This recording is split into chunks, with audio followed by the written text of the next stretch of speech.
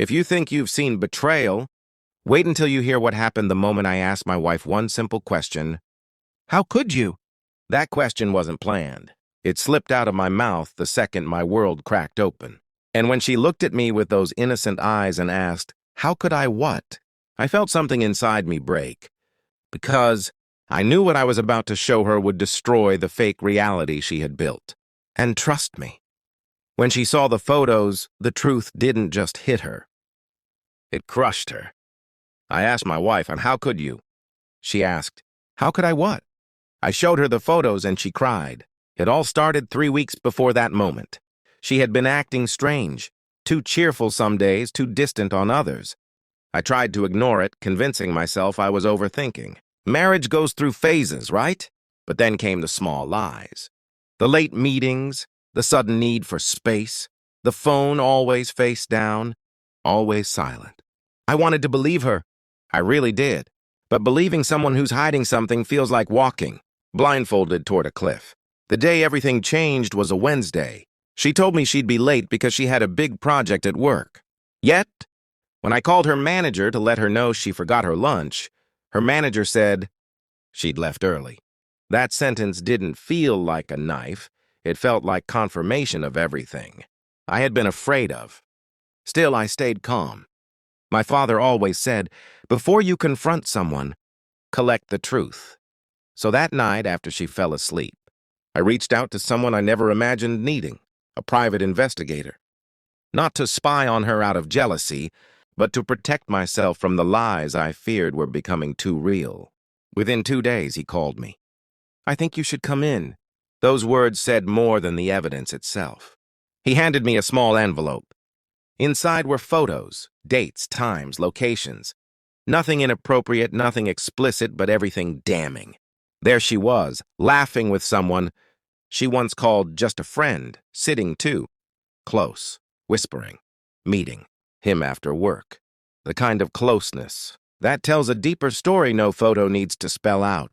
When I held those photos, my hands didn't shake. My voice didn't tremble. It was like walking through a storm you always knew was coming. I didn't confront her immediately. I waited until the weekend, until we were both home, until she had no excuses left to hide behind. She was making tea when I asked the question, how could you?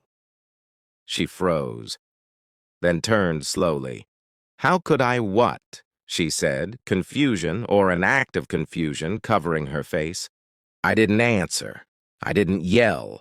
I simply placed the photos on the table between us.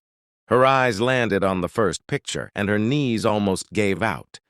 No, this isn't what it looks like, she whispered, her voice cracking. It looks like the truth, I said.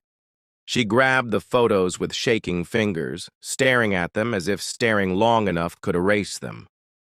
Then came the tears. Loud, messy, desperate. Tears meant to soften me.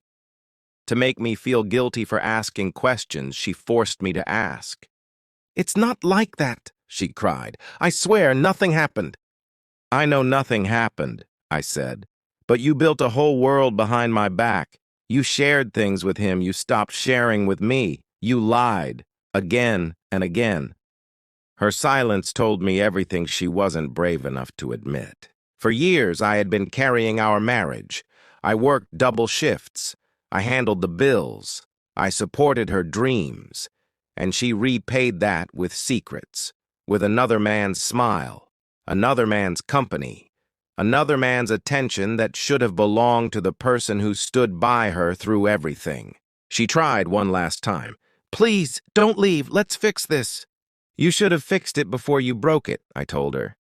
Then I walked into the living room, opened the drawer where I had kept the documents ready, and handed her the separation papers.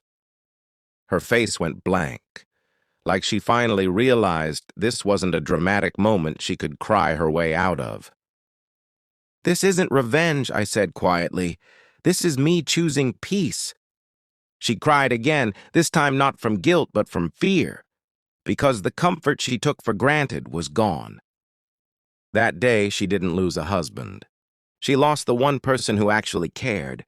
And I walked away from a lie and toward a life that finally felt honest. If you liked the video, please subscribe and turn on notifications.